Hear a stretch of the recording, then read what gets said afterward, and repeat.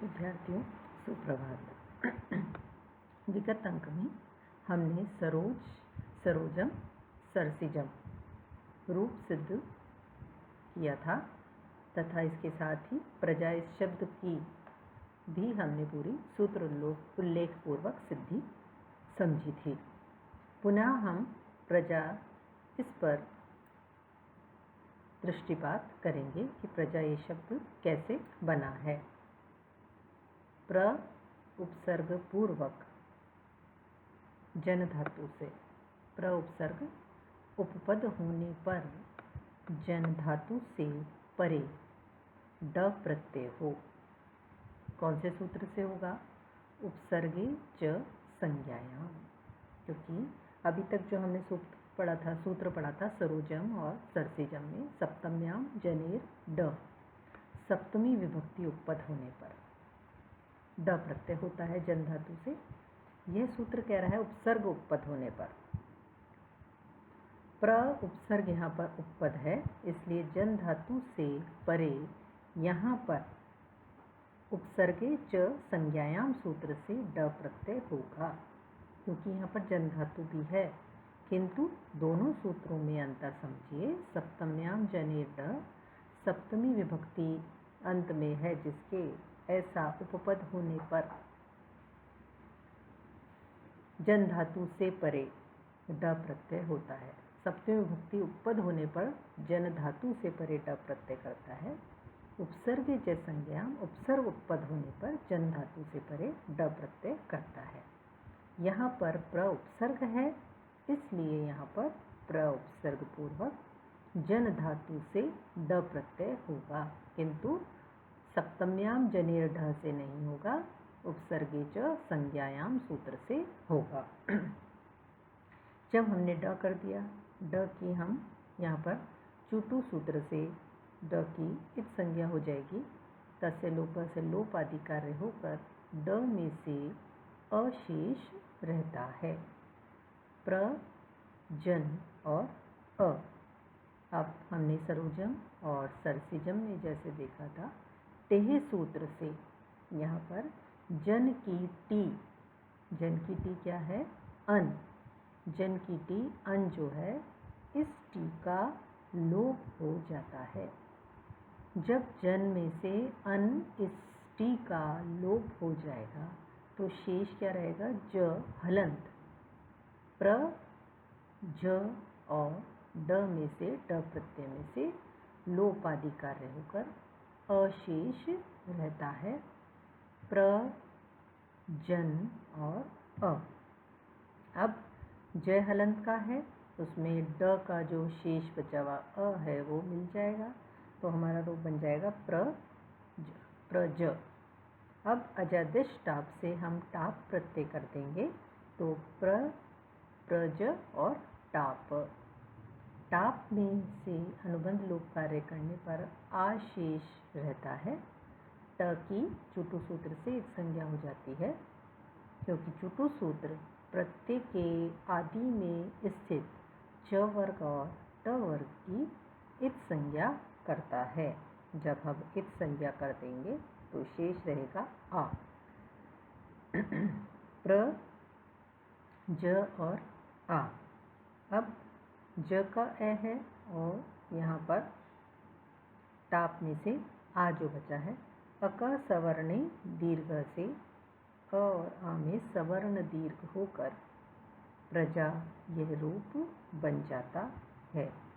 अब प्रातिपदिक संज्ञा होकर प्रजा की कृतद्धित समासाश जैसे प्रातिपदिक संज्ञा और सुऔजस से प्रथमा विभक्ति एक वचन में सु प्रत्यय करने पर प्रजा और सु में से अनुबंध लोप होने पर स शेष रहता है, प्रजा और स। अब प्रजा का आ जो है, हलंग ज्ञापप्यो दीर्घात् सुति से प्रक्तम हल से आ से परे जो स है उसका यहाँ पर लोप हो जाएगा और हमारा रूप रहेगा प्रजा। हलंग ज्ञापप्यो दीर्घात् सुति से प्रक्तम हल आप देख रहे हैं विगत अंकों में लगातार यह सूत्र प्रयुक्त हो रहा है। अंतर समझ रहे होंगे आप। यशस्करी जब हमने बनाया था वहाँ दीर्घ इकारांत से परे स था, अप्रक्त अकेला स था। पंडित मानी में पंडित मानिन न हलंत से परे अप्रक्त सकार था, इसलिए वह सूत्र से लोप हुआ था। यहाँ पर आ टाप का जो आ है उससे परे स है, इसलिए यहाँ पर भी हलंग्याब्यो हलंत, गी हल से परे, गी से परे, आप चाप टाप से परे, दीर्घ से परे यदि अकेला सकार है, अकेला यानी जिसके साथ कोई स्वर नहीं है, ऐसे अकेले सकार का लोप कर दीजिए। तो इस सकार का लोप होकर हमारा रूप बन जाएगा प्रजा। प्रजा शब्द हमने समझ लिया।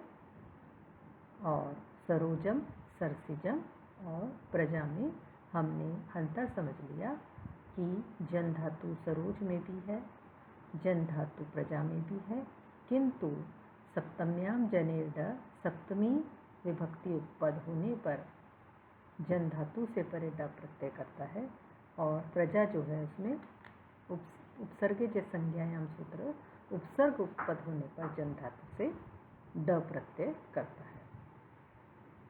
तो ये हमने सिद्धि समझी है सरोजम, सरसिजम और प्रजा की। सरोजम और सरसिजम में हमने क्या अंतर देखा था कि सरसिज में हमने जो सप्तमी भक्ति द्योतित करने वाला गी प्रत्यय किया था, सरसी जातम, सरसी इस सप्तमी भक्ति को द्योतित करने वाला गी प्रत्यय किया था, उसका हमने तत्पुरुषे कृति बहुलम से लोप नहीं किया है, इसलिए हमारा रूप बना सरसिजम। जहाँ हम लोप कर देंगे बहुल करके, वहाँ पर हमारा रूप बन जाएगा सरोज। यह इनमें मुख्य महत्वपूर्ण सरोज और सरसिजम में अंतर है। तीनों ही शब्द रूप बहुत ही महत्वपूर्ण है, सरोजम, सरसिजम और प्रजा। अब हम देखेंगे सिद्धि स्नातम। स्नातम जैसे कि आपको दिख ही रहा, आपको ये शब्द देख के ही स्पष्ट हो रहा है, स्ना धातु है और इसमें त प्रत्यय है। तो धातु प्रत्यय परश्च सूत्र का अधिकार करके स्ना धातु से निष्ठा सूत्र से भाव अर्थ में यहाँ पर हमने त प्रत्यय किया है। स्नातम, स्ना धातु से त प्रत्यय किया। त में आदि जो क है, कुतः हम कहेंगे, तो कुतः, कुतः आधा क और त, कुतः। क की आदि ककार है, उसकी लशक्व तद्धिते से क की इत संज्ञा हो जाएगी, कुतः में से बचेगा त, स्ना और त। अब हम संयुक्त कर देंगे तो रूप बनेगा स्नात।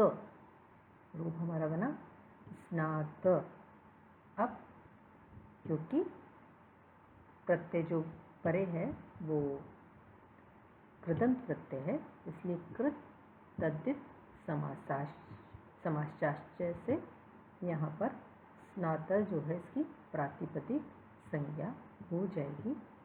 सु और जस से सु के प्रथमा भक्ति एक वचन में सु प्रत्यय हो जाएगा।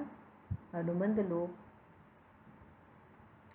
यहाँ पर होने से पूर्वी यहाँ पर अतो अम से सु को हम अम आदेश कर देंगे, तो सु के स्थान पर यहाँ पर अम हो जाएगा, स्ना, स्नात और अम। अब स्नात और अम हमारा रूप बन चुका है। अमी पूर्वः, अमी पूर्वः, अम परे होने पर पूर्व रूप एक आदेश कर देता है, तो स्नात त का आकार है और सु को जो हमने अम किया है इस अम का आकार है, दोनों के स्थान पर पूर्व रूप आदेश हो जाएगा और बाद वाला जो आकार है पूर्व वाले आकार में बन जाएगा और हमारा रूप बन जाएगा स्नातम। तो बहुत ही सरल है इसकी सिद्धि। धातु प्रत्यय परश्चय सूत्र का अधिकार करके स्ना धातु से परे निष्ठा सूत्र से भावार्थ में हमने कतः प्रत्यय किया। आदि ककार की लशक तद्धिते से इत संज्ञा हमने करी। स्ना त हमने संयुक्त कर दिया तो हमारा रूप बना स्नात। अब जब स्नात रूप बन गया तो प्रातिपदिक संज्ञा और सुऔजस से सुआदि कार्य करके हमारा रूप जो बना स्नात अम। सु को हम कर दिया तो हमसे अमी पूर्व से पूर्वभूत होकर हमारा रूप बना स्नातम। तो ये हमारी सिद्धि हुई स्नातम की। इसी प्रकार से हम स्तुतः रूप को भी सिद्ध कर सकते हैं। स्तु धातु से त प्रत्यय करेंगे, स्तुत रूप बन जाएगा। प्रत्यय समासाश्चय से प्रातिपदिक संज्ञा सुवादि का प्रयोग करके हमारा रूप बन जाएगा स्तुतः।